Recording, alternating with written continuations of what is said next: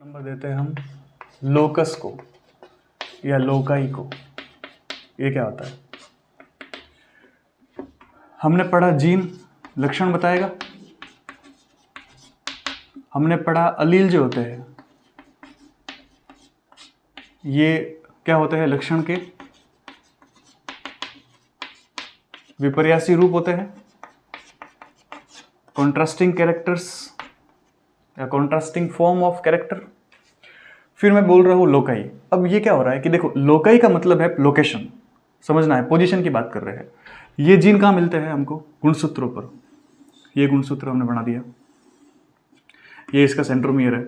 अब मैं कह रहा हूं कि ये जीन जो कि अलील के रूप में प्रकट होंगे, मैंने कह दिया यहां पर, अगर दोनों गुणसूत्र जो कि समजात गुणसूत्र होते हैं उन पर अलील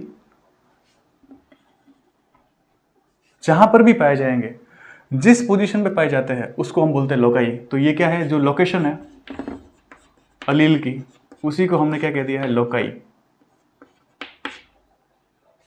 तो किसी अलील के विशिष्ट क्रम का किसी विशिष्ट स्थल पर पाया जाना, उस स्थल को हम क्या कहते हैं, लोकाई। तो क्या कहेंगे हम, अलील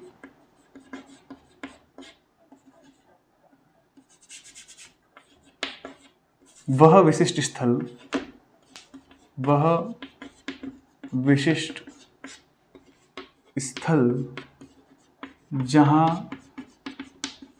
अलील पाए जाते हैं। तो अलील जहां पर भी पाए जाएंगे वो क्या हो जाएगा, उसकी लोकेशन हो जाएगी, उसी को हम बोलेंगे लोकाई। एक चीज अब हम बात करते हैं जो हमने पहले लिखा था, आइसो अलील। आइसो अलील क्या होता है? देखिए, यही होमोलोगस गुणसूत्र है। पहले समझ लो, होमोलोगस गुणसूत्र में क्या बोल रहा हूं, हमारे मनुष्य में 46 क्रोमोसोम होते हैं और ये जोड़े में होते हैं 23 पेयर, 23 जोड़े में होते हैं। तो ये जो 23 जोड़े होते हैं उसमें से 23 के 23 जोड़े इस प्रकार से जुड़े हुए रहेंगे। एक जो है वो मेल से आया था और एक फीमेल से आया था, ठीक है ना। तो यहाँ पर हम कहेंगे ये जोड़ों के अंदर रहेंगे गुणसूत्र, और सूचनाएं जो है वो यहाँ पर लोकेशन के अंदर अलील की फॉर्म में रहती है, और जो लोकेशन होती है उसी को हम लोकाई बोलते हैं। आइसो अलील का मतलब क्या है? अगर सोचिए, होमोलोगस क्रोमोसोम हमने बनाया, समझ में आ गया होमोलोगस क्रोमोसोम का मतलब क्या होता है। होमोलोगस क्रोमोसोम के अंदर ये वाली कंडीशन है जिसमें कोई लक्षण अलील के द्वारा प्रकट हो रहा है, और वो अलील के द्वारा प्रकट होने वाले लक्षण में जो अलील है उनकी लोकाई सेम है, और अलील जो है उसका जो फंक्शन है वो भी सेम है। तो ऐसे अलील क्या कहलाते हैं? आइसो अलील। उसी प्रकार से मैं एक और वर्ड लिख देता हूं, 5th नंबर, स्यूडो अलील। स्यूडो अलील का मतलब क्या हुआ? वही चीज मैं यहां पर इसको वापस बनाता हूं। ये हमारे पास में हो गए होमोलोगस क्रोमोसोम, जिसमें एक मदर से आया था, एक फादर से आया था, दोनों जोड़ों में रहते हैं, और दोनों के अंदर हमारे दुनिया भर के लक्षण है, और लक्षणों की अभिव्यक्ति अलील के द्वारा होती है। तो ये अलील हो गया और एक ये अलील हो गया। अब सोचिए, यहां पर हम क्या कह रहे हैं, जो अलील है उस अलील की लोकाई आपको कैसे दिख रही है? अलग अलग। लोकाई क्या है यहाँ पर? डिफरेंट, अलग है, भिन्न है, लेकिन इसका जो फंक्शन होगा वो सेम होगा। तो उसको हम क्या बोलेंगे? स्यूडो अलील बोलेंगे। तो जब हम इस प्रकार के देखते हैं स्यूडो अलील के अंदर कि फंक्शन तो समान है, लक्षण जो है उसकी अभिव्यक्ति तो एक जैसी हो रही है, लेकिन अलील जो है, जो अभिव्यक्ति कर रहा है, उसकी पोजीशन, उसकी लोकाई डिफरेंट है, ऐसे अलील स्यूडो अलील कहलाएंगे। इनमें ट्रांसलोकेशन होता है, ध्यान रखना, इनमें क्या पाया जाता है? ट्रांसलोकेशन। अब ट्रांसलोकेशन क्या होता है, इसके लिए आपको म्यूटेशन वाला, क्रोमोसोमल म्यूटेशन जो है उस वाला वीडियो आराम से देखना, उसमें डिटेल से बात की हुई है कि ट्रांसलोकेशन क्या होता है। तो हम यहाँ पर केवल वर्ड सुनेंगे। स्यूडो अलील का मतलब क्या हुआ, समझ में आ गया कि किसी समजात गुणसूत्रों पर अलील की अलग अलग जगह पर उपस्थिति होती है और उनके कार्य समान होते हैं, उन अलील को हम स्यूडो अलील कहते हैं। आइसो अलील किसी समजात गुणसूत्र पर अलील एक ही जगह पर पाए जाते हैं और उसके कार्य भी समान होते हैं, उसको आइसोअलील कहते हैं। आइसोअलील के अंदर लोकाई सेम, फंक्शन सेम। स्यूडोअलील के अंदर loci different, function same. Word याद रखना है आपको। तो हमने यहाँ पर क्या पढ़ा अभी? जीन पढ़ लिए, अलील पढ़ लिए, लोकाई पढ़ ली, आइसोअलील पढ़ लिया, स्यूडोअलील पढ़ लिया। अब हम बात करते हैं होमोलोगस और नॉन होमोलोगस क्रोमोसोम की।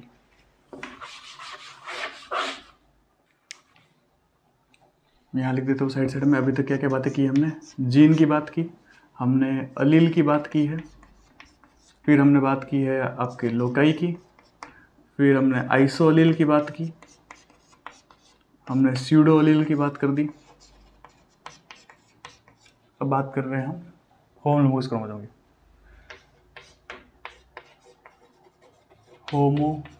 होमोलोगस क्रोमोसोम क्या होता है ये?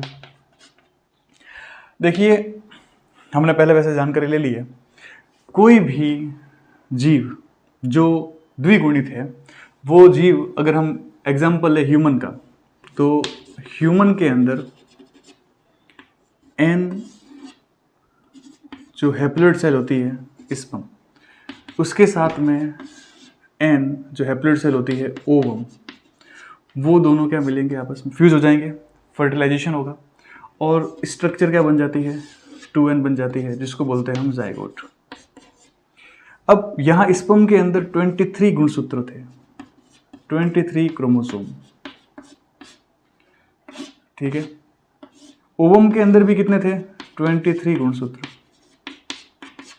अब बताओ, जाइगोट में जब दोनों मिल गए तो कितने हो जाएंगे? 46 गुणसूत्र हो जाएंगे।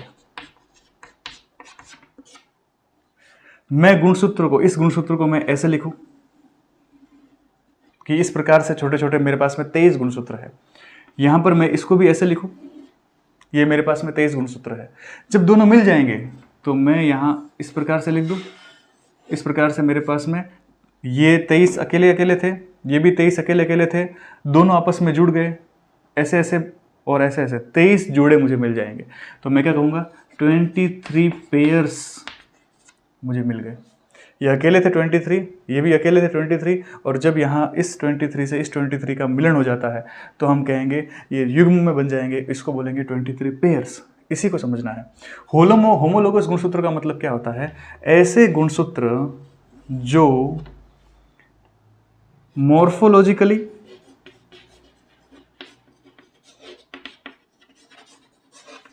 स्ट्रक्चरली और जेनेटिकली क्या हो? सिमिलर हो। ऐसे गुणसूत्र जो आकारिकी, संरचना और आनुवंशिक रूप से समान हो, उन्हें हम क्या कहेंगे? होमोलोगस गुणसूत्र। जैसे मैंने यहाँ पर ये गुणसूत्र बनाया और इस गुणसूत्र में ये जो है इसको सेंट्रोमियर बना दिया। ये किसी नर से आया था और ये गुणसूत्र मादा से आया था, और ये दोनों ही गुणसूत्र हमेशा कैसे रहते हैं? पेयर में रहते हैं। फिर मैं ये कह रहा हूं कि इस गुणसूत्रों के अंदर जब यहां पर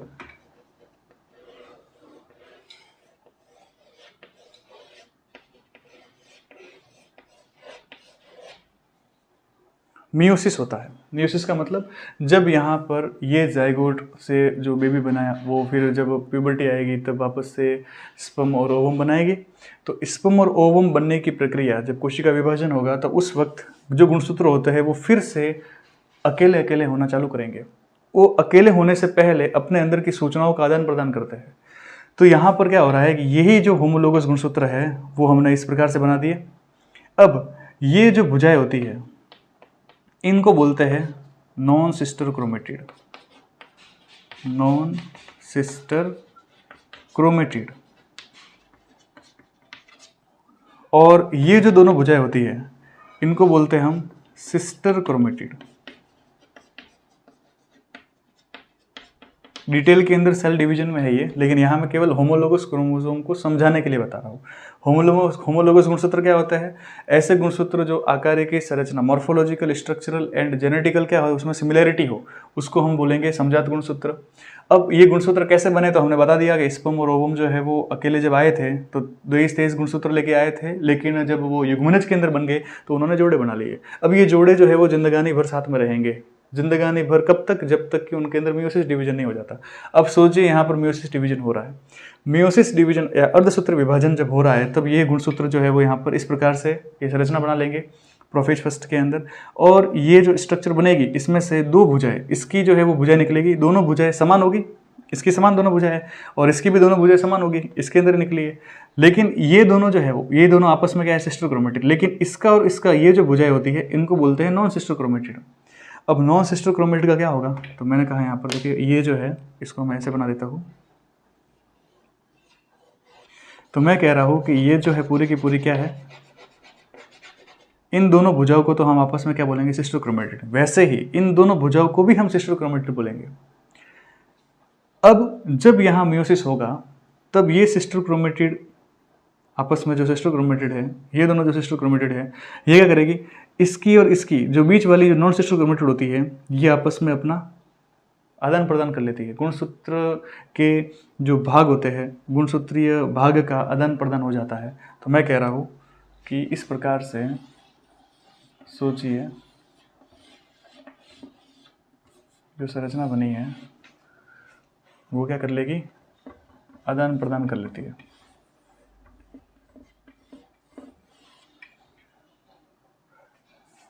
इस प्रकार से इसमें क्या हो गया? ये अपने सूचनाओं का आदान प्रदान कर रही है, ठीक है। और कुछ समय के बाद में आप देखोगे तो हमारे पास में एक ऐसा गुणसूत्र मिलेगा,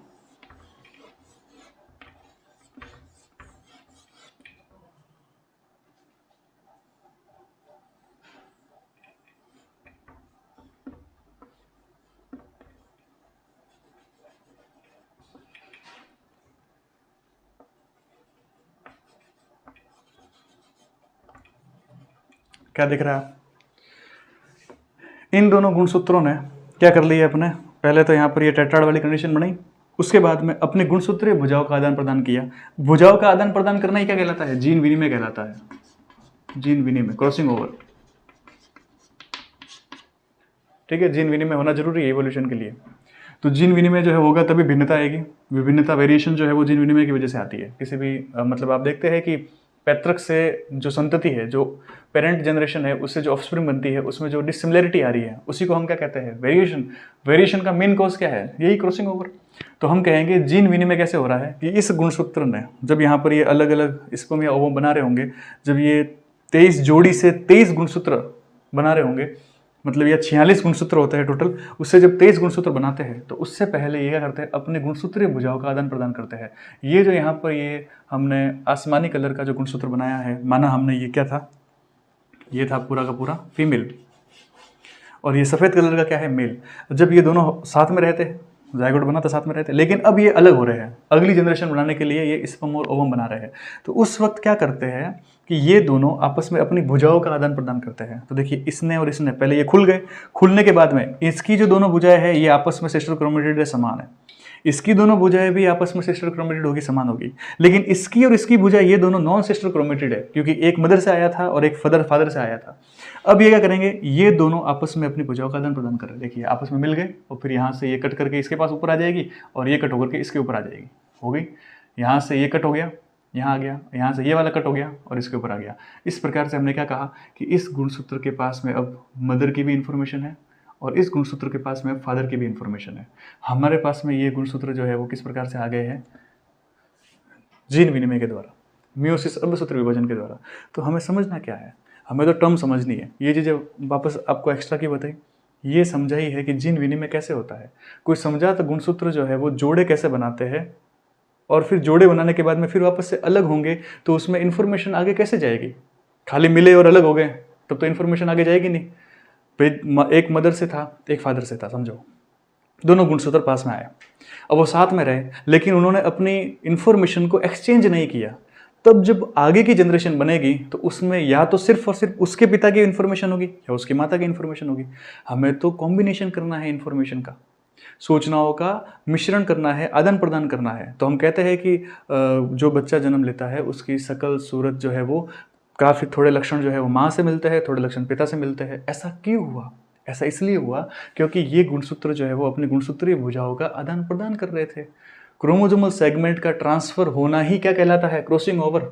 तो यहाँ पर ये गुणसूत्र भुजा आदान प्रदान हो गई।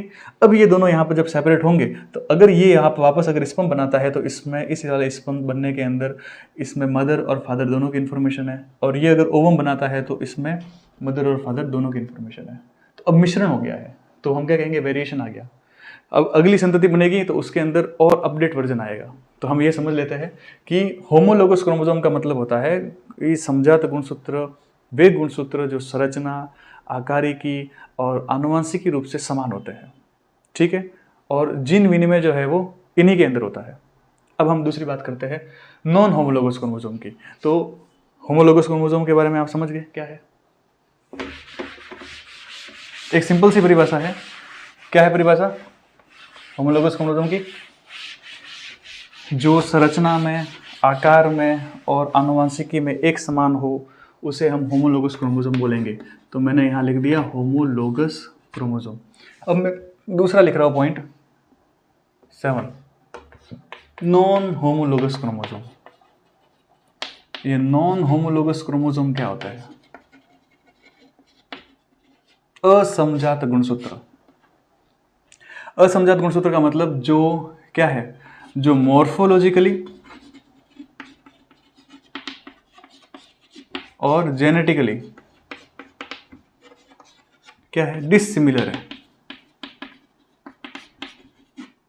उसी को हम क्या कहेंगे? Non homologous chromosome.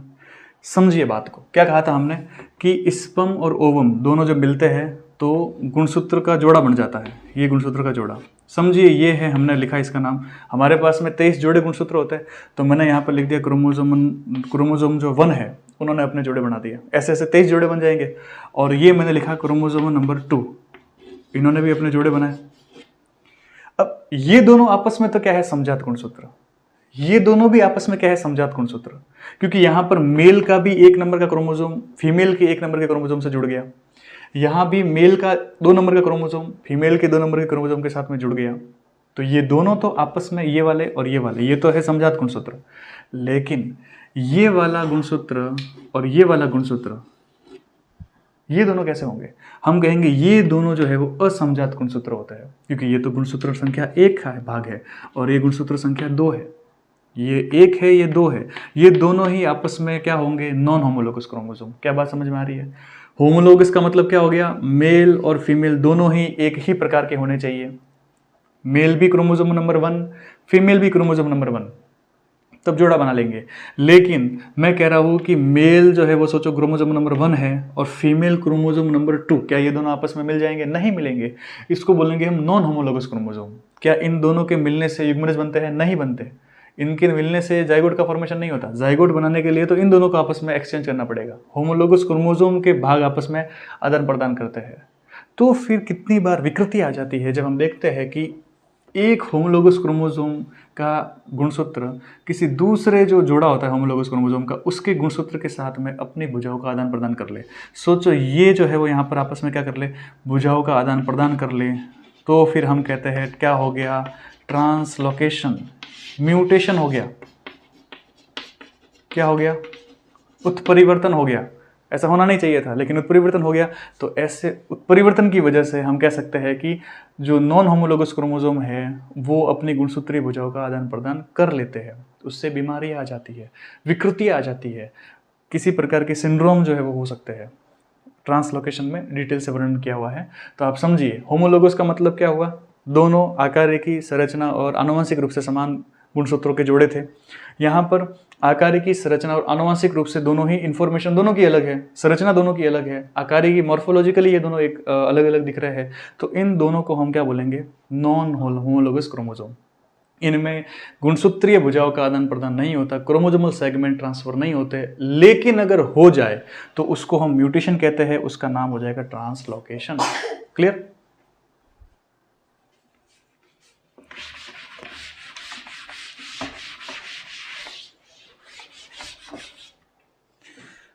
तो हमने होमोलोगस की बात कर ली और नॉन होमोलोगस की बात कर लिया। अब मैं एक सवाल पूछता हूँ, सोचिए कि कोई एक होमोलोगस क्रोमोसोम है, होमोलोगस क्रोमोसोम, कोई एक होमोलोगस क्रोमोसोम है। बताइए इसके अंदर सेंट्रोमियर कितने होंगे, नंबर ऑफ सेंट्रोमियर कितने होंगे, इसके अंदर नंबर ऑफ काइनेटोकोर कितने होंगे, इसमें नंबर ऑफ क्रोमेटिड कितने होंगे,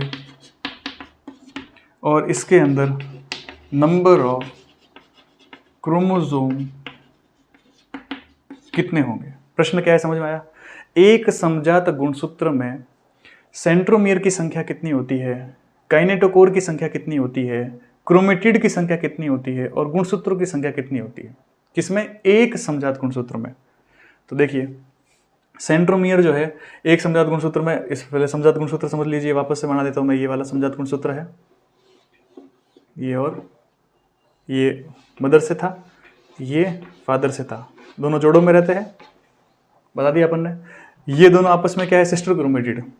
ये दोनों आपस में क्या है, सिस्टर क्रोमेटिड। लेकिन ये दोनों आपस में क्या है, नॉन सिस्टर क्रोमेटिड। ये भी हमने समझ लिया।